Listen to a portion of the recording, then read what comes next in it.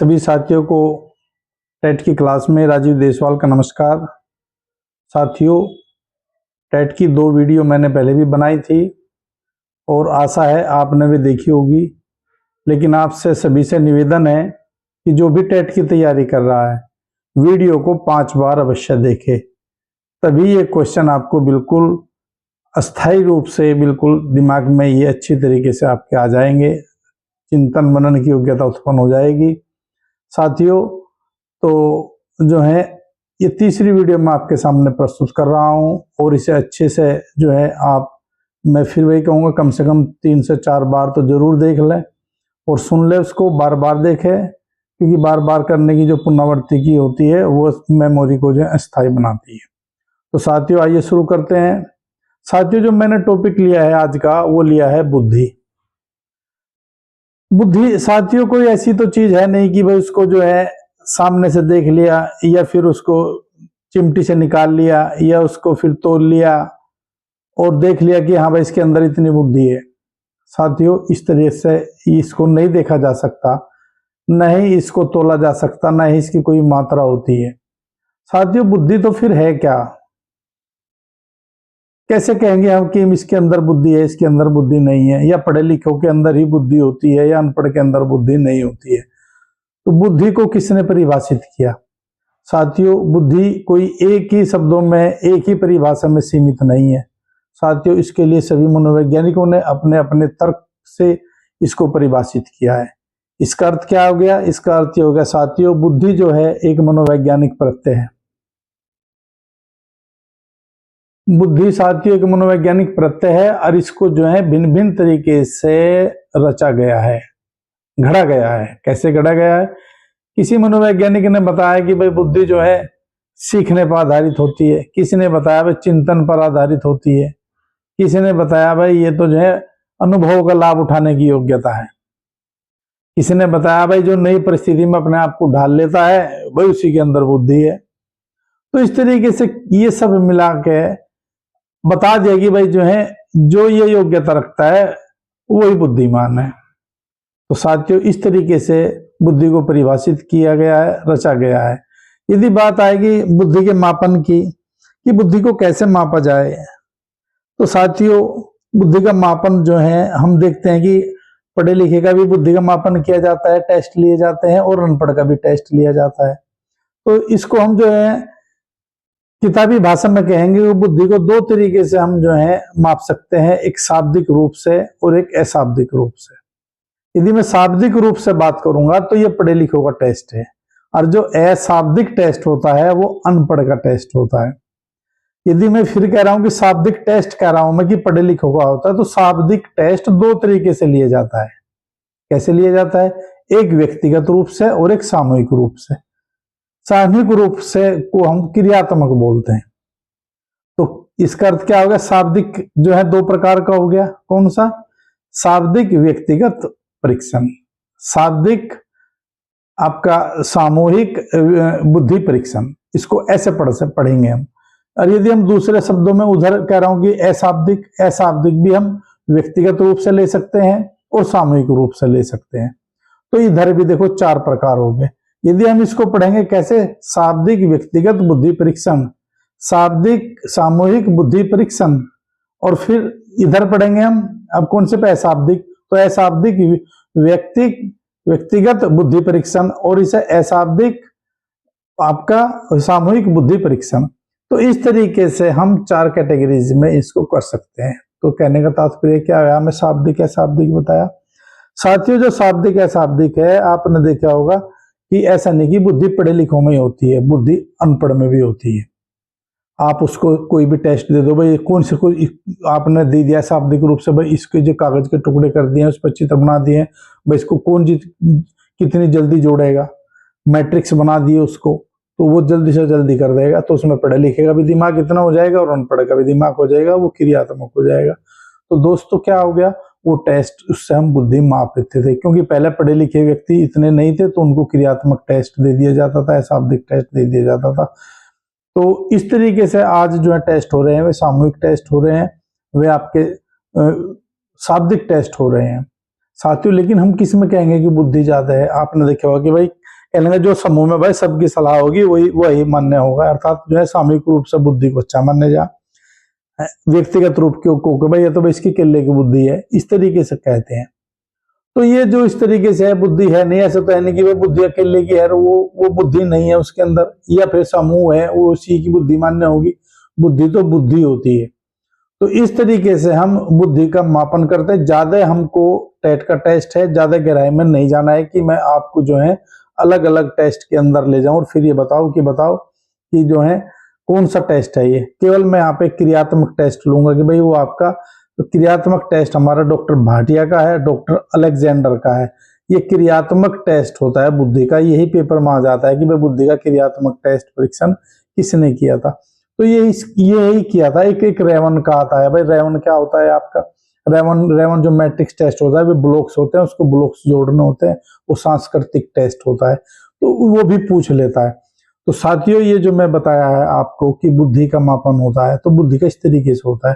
तो इसके अंदर 3 तरीके के मैंने बताए हैं, इसको कैसे याद रख सकते हैं। नंबर 1, भाई बुद्धि क्या है, वो मैंने बताया। बुद्धि की परिभाषा है अलग अलग तरीके से, आपकी अधिगम के आधार पर, आपके चिंतन के आधार पर, आपकी नई परिस्थितियों के आधार पर, लाभ उठाने के आधार पर, इस तरीके से कैटेगराइज कर लिया गया। फिर आया मैंने बताया कि दूसरा, फिर बुद्धि का मापन कैसे करेंगे, 2 फैक्टर। तीसरा बता रहा हूं मैं बुद्धि के सिद्धांत क्या होते हैं, अर्थात बुद्धि के किसके सिद्धांत को स्वीकार किया गया। तो सभी ने मेरे साथियों, मैं क्वेश्चन आरंभ करने से पहले आपको ये बताना चाहता हूं कि जो है बुद्धि को कैसे कैसे किस किस मनोवैज्ञानिकों ने परिभाषित किया है और अपने अपने सिद्धांत दिए हैं। तो यदि मैं बात कर रहा हूं, सबसे पहले कहा कि भाई बुद्धि तो सबके दिमाग में एक सी है, एक है बिल्कुल सबका, एक बुद्धि का, और जो एक बुद्धि है वह सबको कंट्रोल करती है। समझ रहे कि एक बुद्धि है और वह बुद्धि सबको जो है कंट्रोल करती है उसी के अंदर। तो ये बताया है बिने ने। तो जो अल्फ्रेड बिने है मनोवैज्ञानिक, उसने दे दिया है। तो यही इसका, यदि इसका माकृति बना के दिखाई भाई बुद्धि हो गया, उसके अंदर फिर एक बुद्धि होगी, वो सारों पे कंट्रोल कर रही तीर के निशान से, इस तरीके से हम चित्र बना के भी दिखा सकते हैं। फिर इसकी बात का विरोध होया, क्या लगा नहीं भाई ऐसा तो नहीं है कि सभी की बुद्धि जो है एक ही हो रही है और वो सबको कंट्रोल कर रही है। तो इसका खंडन किया गया। तो आगे फिर द्वितीय तत्व का सिद्धांत, कहने लगे नहीं भाई बुद्धि तो दो, इसमें तो 2 तत्व होते हैं भाई। अब जो 2 तत्व का सिद्धांत जो है, इसलिए बहुत ही प्रसिद्ध सिद्धांत है, पेपर में आता है, टेट में आता है आपका, सीटेट में आता है आपका, प्राइमरी के टेस्ट में आता है, अपर प्राइमरी के टेस्ट में आता है। तो साथियों इसको बोलते हैं द्विकारक का सिद्धांत भी बोलते हैं, 2 कारक होते हैं उसमें। तो ये स्पीयरमैन ने दिया है। यदि हम बताएं कि ये किसने दिया है, स्पीयरमैन ने दिया है साथियों। तो ये 2 कारक कौन कौन से हैं साथियों, तो स्पीयरमैन ने बताया कि जो एक कारक है वो सामान्य कारक होता है और जो दूसरा होता है वो विशिष्ट कारक होता है। तो एक सामान्य कारक और विशिष्ट कारक क्या होता है साथियों, ये भी जानना जरूरी है। सामान्य कारक जो होता है, ये बताया कि जो भी व्यक्ति होता है उनमें बुद्धि सब में जी फैक्टर समान होता है, इसको हम जी फैक्टर बोलते हैं, जनरल फैक्टर, ये सभी में होता है। तो ये इसका नाम टेक दिया। अब फिर ये बताया कि जब सब में समान हो गया तो भाई फिर आगे ये दूसरा फैक्टर क्या आ गया, ये हो गया आपका विशिष्ट फैक्टर। अब इस सामान्य में से मैं थोड़ा थोड़ा सब में से ले लेता हूं, तो उसको बोलेंगे हम स्पेसिफिक फैक्टर, यानी कि विशिष्ट आपका फैक्टर होता है सब में। उदाहरण के तौर पर मैं बताता हूं, भाई कोई कंप्यूटर चलाना जानता है तो जनरल तो था, वो कंप्यूटर चलाना भी जानता है। दूसरा भाई वो बाइक चलाना भी जानता है, भाई वो गणित के सवाल भी निकालना जानता है। तो वो अन्य योग्यताएं रख रहा है, भाई वो घर का खाना बनाना भी जानता है, भाई वो क्रिकेट भी बहुत अच्छा खेलना जानता है। तो इस तरीके से जनरल बुद्धि के अलावा भी उसके अंदर स्पेसिफिक योग्यताएं हैं, स्पेसिफिक हैं, कारक हैं, तो उसको हम बोलते हैं आपको एस। अब क्या विशिष्ट योग्यता एक होती है सभी में? नहीं, जनरल बुद्धि एक होती है, ध्यान रखना, जनरल बुद्धि एक होती है और आपकी जो स्पेसिफिक योग्यताएं होती हैं वे बहुत सारी होती है। उसको मैं नाम S1, S2, S3, S4, S5, S6, S7, तो उसको बोलते हैं यार ये तो ऑलराउंडर है, इसमें तो भाई सब चीजों का ज्ञान है, किसी की बात कर लो ये तो उसी की बात जानता है। तो उसे बोलते हैं आप स्पेसिफिक कारक। तो ये द्वितत्व का सिद्धांत है। तो इसलिए पेपर में कभी कभी क्वेश्चन आ जाता है कि भाई जो जी कारक का सिद्धांत है, आपका एस कारक का सिद्धांत है, ये किसने दिया, या द्विकारक का सिद्धांत किसने दिया, या द्वितत्व का सिद्धांत किसने दिया, या कभी कभी ये पूछ लेता है भाई इसमें सामान्य कारक कितने होते हैं और जो विशिष्ट कारक है वो कितने होते हैं। तो सामान्य कारक एक होता है और विशिष्ट कारक बहुत सारे होते हैं। तो साथियों इस तरीके से जो है ये दिया है कारक। फिर इससे अगला आता है भाई बहुकारक। तो द्वितत्व ये हो गया, फिर आगे लगे मैंने दो तत्व नहीं होती भाई, इस मतलब बहुत सारे कारक हो, बहुत सारे कारक छोटे छोटे छोटे छोटे छोटे छोटे छोटे छोटे इसमें कारक हो गए। तो उसने बताया भाई ये तो भाई बहुत सारे कारक है। तो किसने बताया ये थॉर्नडाइक ने बताया कि भाई बुद्धि के अंदर तो बहुत सारे कण पड़े हुए हैं, परमाणु पड़े हुए हैं। इसे परमाणु का सिद्धांत भी कहे बुद्धि का, इसे बालू का सिद्धांत भी कहे। क्या पता कितने है संख्या में भाई, स्पेसिफिक से अलावा भी तो पड़े हैं बहुत सारे जो काम नहीं आते पड़े हुए। तो ये कह रहा है कि बुद्धि है, जनरल बुद्धि भी है आपकी और विशिष्ट बुद्धि भी है और भी बुद्धि है। तो ये कह रहा है ये तो भाई बालू के समान कण पड़े हैं बहुत सारे। तो उसको बहुतत्व बोला है। तो बहुतत्व का जो सिद्धांत दिया है आपका वो थॉर्नडाइक ने दिया है। तो थॉर्नडाइक के सिद्धांत को हम ये सिद्धांत बोलते हैं। फिर इससे आगे सिद्धांत आता है भाई एक, कहने लगा नहीं भाई ये तो आपने बता दिया बालू है, तो बालू तो है, बालू में तो बेकार वैसे भी पड़ी है, कैसी पड़ी है। तो उसने कहा बुद्धि हम इन्हें नहीं कहेंगे सबको, बुद्धि उसे कहेंगे जिसके अंदर कुछ योग्यताएं होंगी। उनको उन्होंने मानसिक योग्यताएं का नाम दिया। तो जिसके अंदर मानसिक योग्यताएं होंगी वही व्यक्ति बुद्धिमान होगा। तो ये सिद्धांत मानने चल रहा है। तो मानसिक योग्यताओं का सिद्धांत, अब प्रश्न आएगा कि भाई मानसिक योग्यताओं का सिद्धांत किसने दिया। तो मानसिक योग्यताओं का सिद्धांत थ्रस्टन तथा कैले ने दिया था। अब ये जो कैले आया है इसमें मैंने 9 दिया है। इसमें यदि कैले आता है कि भाई कितने सिद्धांत दिए हैं, तो 9 सिद्धांत मानसिक योग्यताओं का दिया है, तो ये कैले का हो गया। इससे बाद में फिर 7 प्राथमिक योग्यताएं का सिद्धांत, तो इसी में से थ्रस्टन अलग हो गया। कहने लगा नहीं भाई 9 नहीं है भाई 7 है। तो 7 प्राथमिक जो आपकी मानसिक योग्यताएं हैं, ये सिद्धांत पेपर में आता है अक्सर की मानसिक योग्यताओं का सिद्धांत किसने दिया, ये थ्रस्टन ने दिया है। तो इसको ध्यान रखना है हमें थ्रस्टन के सिद्धांत को। जो मानसिक प्राथमिक मानसिक योग्यताओं का सिद्धांत किसने दिया है, तो ये आपका थ्रस्टन ने दिया है। इसको याद रखना है हमें, बहुत इंपॉर्टेंट है क्वेश्चन ये। फिर नेक्स्ट आता है भाई फिर एक बिल्कुल बहुत ही लेटेस्ट बुद्धि का सिद्धांत दिया जिसको गिलफर्ड बोलते हैं, बुद्धि का त्रिविमीय सिद्धांत। त्रिविमीय सिद्धांत किसने कहा, त्रिविमीय सिद्धांत बता दिया भाई ये तो 7 नहीं होती, ये तो भाई बहुत सारी योग्यताएं होती है, ये तो अलग अलग तत्वों पर आधारित है। अब कैसे भाई, अब भाई कोई विषयगत है, कोई संक्रियात्मक है, भाई कोई आपकी उत्पाद निकलते हैं उनसे। तो उसने टोटल कर दिया भाई नहीं पूरी 120 मानसिक योग्यताएं हैं। तो उसने 120 मानसिक योग्यताएं काउंट कराई, लेकिन हमें वे 20 मानसिक योग्यताएं यहाँ पर नहीं याद रखनी है। आपको केवल ये है कि भाई बुद्धि का त्रिविमीय सिद्धांत किसने दिया है, तो गिलफर्ड जो एक मनोवैज्ञानिक हुआ है उसको मान्यता मिली है। तो गिलफर्ड का हम इसको याद रखेंगे। एक पदानुक्रमित होता है वर्णन का, उसको भी हमें याद रखना है। एक पेपर में बहुत बार क्वेश्चन आया कि बुद्धि तो भाई तरल रूप में होती है, कहना तो इसकी बुद्धि तो पिघलती नहीं भाई, मोटी बुद्धि है इसकी, आपने सुना होगा। तो बुद्धि को तरल रूप का जो सिद्धांत दिया है वो कैटल ने दिया है। तो इस तरीके की ये जो ये मैंने बताया है आपको बुद्धि के सिद्धांत, तो 3 तरीके से हम इसको याद रख सकते हैं। क्वेश्चन मैंने बनाए हैं, इसको करते ही चलेंगे, इसको देख लेना आप। और फिर मैं इससे आगे बता रहा हूं कि बुद्धि से एक बुद्धि को कैसे मापते हैं।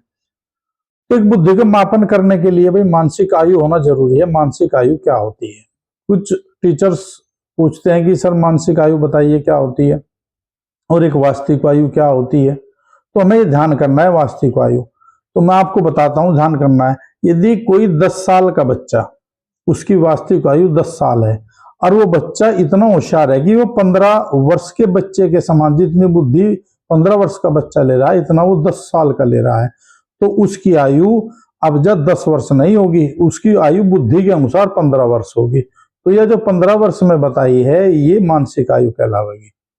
यदि कोई बच्चा 10 वर्ष का है और वो उसका व्यवहार बिल्कुल ऐसा है जो कर 5 साल के बच्चे के बराबर है, तो उसकी घट जाएगी, तो उसकी मानसिक आयु 5 हो जाएगी। तो इसी के आधार पर हम बच्चे की बुद्धि लब्धि ज्ञात कर सकते हैं। इसको हम IQ बोलते हैं, जिसको इंटेलिजेंस टेस्ट भी बोलते हैं। तो इसका इंटेलिजेंस का जो मैंने सूत्र बताया है वो आपका बनता है फिर मानसिक आयु बटे वास्तविक आयु गुणा 100। इसी के आधार पर हम जो है जो टर्मन की टेबल है उसके अनुसार हम देख लेते हैं कि बच्चा जो है आपका प्रतिभाशाली बच्चा है, आपका बुद्धिमान बालक है बच्चा, आपका एवरेज बालक है, या आपका मंदबुद्धि बालक है, या बिल्कुल नीचे जा रहा है, या इन्वर्ट। तो इसको हम बिल्कुल टेबल के अनुसार देख लेंगे, लेकिन सभी हमको याद नहीं रखनी है। एक तो क्वेश्चन जो आता है भाई मंदबुद्धि का पूछ लेता है, वो एक एवरेज पूछ लेता है, पिछड़ा बालक, और एक वो प्रतिभाशाली, इन्हीं का वो जिक्र करेगा। लेकिन जो है कभी कभी क्वेश्चन दे देता है कि बच्चे की मानसिक आयु इतनी है और वास्तविक आयु इतनी है, तो बुद्धि लब्धि कितनी है। तो जो मानसिक आयु है वो आपको ऊपर रख देनी है, जो वास्तविक आयु है वो आपको नीचे रख देनी है, और उसको मल्टीप्लाई 100 से कर देंगे, जो कटकाएगा वही उसकी बुद्धि लब्धि होगी। ध्यान रहे ये टेस्ट 14 साल से बच्चों के नीचे नीचे के लिए है।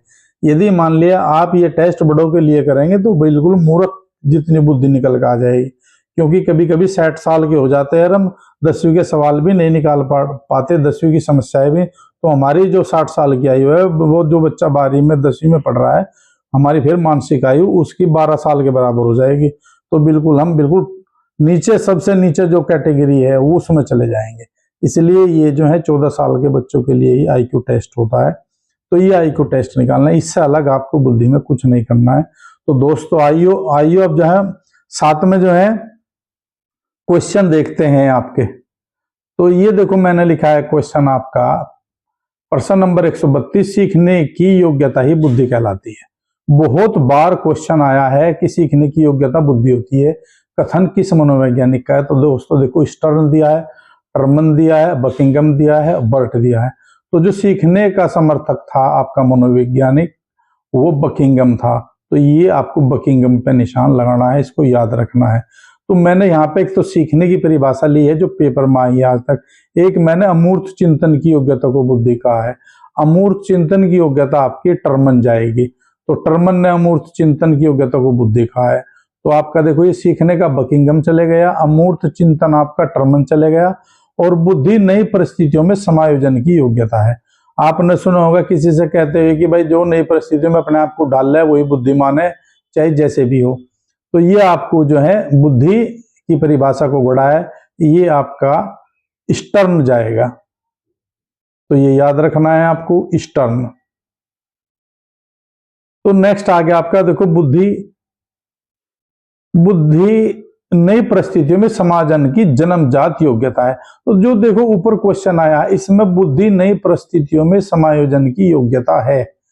अब नीचे की देखो फिर इसमें समायोजन की जन्मजात शब्द जुड़ गए, यहाँ पे जन्मजात योग्यता है। तो ये अंतर आ गया। देखो बकिंगम सीखने का था, ये नहीं है इसमें। टर्मन अमूर्त चिंतन था, और स्टर्न नई परिस्थितियों से समायोजन की योग्यता। और जैसे जन्मजात आया तो वो बर्ट जाएगा आपका। क्लियर होगी बात। बकिंगम सीखने की योग्यता हो गया आपका, टर्मन अमूर्त चिंतन हो गया, स्टर्न नई परिस्थितियों में समायोजन की योग्यता हो गया, और जो नई परिस्थितियों में जन्मजात योग्यता वो आपकी बर्ट है। अब ये तो जन्म से ही ऐसा है, सीखने को आपने देखा होगा कहीं सुनने को मिला है। तो ये नेक्स्ट हम क्वेश्चन जाते हैं फिर जन्मजात वाले से। फिर देखो सीखने तथा पहचानने की योग्यता ही बुद्धि है। तो सीखने में यहाँ पे पहचानने शब्द और जुड़ गया, यहाँ पे की योग्यता ही स्टर्न है नहीं हमारा, टर्मन है नहीं, बकिंगम है नहीं, तो हमारा गाल्टन हो गया। तो इस तरीके से हम इसको याद रख सकते हैं गाल्टन का। नेक्स्ट आया है फिर बुद्धि समझने, तर्क करने, निर्णय लेने की अक्षमता है। तो देखो स्टर्न है नहीं, टर्मन भी नहीं है, बकिंगम नहीं है, तो बिने आ गया। तो अल्फ्रेड बिने की परिभाषा है कि भाई जो बुद्धिमान व्यक्ति होगा समझने की, तर्क करने की, निर्णय लेने की उसकी अक्षमताएं गजब की होंगी। तो यही आपका बुद्धि की परिभाषा है। तो ये पेपर में जो मैंने 4-5 परिभाषाएं लिखी है इन्हीं में से ही रिपीट होकर आ जाती है। तो यहीं पे बच्चे का छटान होता है, जो परिभाषा याद रख लेगा वो यहाँ पर कर लेगा। कुछ हमारे टीचर्स की, मेरे साथियों की या बच्चे की समस्या है कि भाई ये याद नहीं होती। भाई ये याद आपको रखनी है, ये तो पड़ेगी बिल्कुल, इसको आप लिख के याद कर ले या इसको बार बार सुन के कर ले याद, तो हो गए। अब जब बुद्धि की विशेषता क्या होती है, बुद्धि की विशेषता किसे कहेंगे हम भाई, हाँ भाई इसकी बढ़िया बुद्धि है। तो देखो मैंने ये यहाँ पे 3 बुद्धि ली है। यहाँ पे इनमें 3 मैंने बुद्धि ली है और 1 मैंने इसमें गलत ली है। तो देखो यहाँ पे आ गया पूर्व अनुभवों से लाभ उठाने की योग्यता, एक क्या ली है मैंने, पूर्व अनुभव से लाभ उठाने की। दूसरी मूर्त चिंतन की योग्यता लिया है। मूर्त चिंतन कैसा हो, हमें पता नहीं होता है मूर्त क्या होता है, अमूर्त क्या होता है। भाई मूर्त तो है जो हमारे सामने वस्तु हमें बिल्कुल प्रत्यक्ष रूप से दिखाई दे रही है, उसको देखकर हम तुरंत बता देते हैं। एक वो है कि हमारे अप्रत्यक्ष रूप से और हम आइडिया से बोलते हैं भाई ये तो ये हो सकता है, सामने वस्तु नहीं है और हमारा बिल्कुल गैस बिल्कुल फिट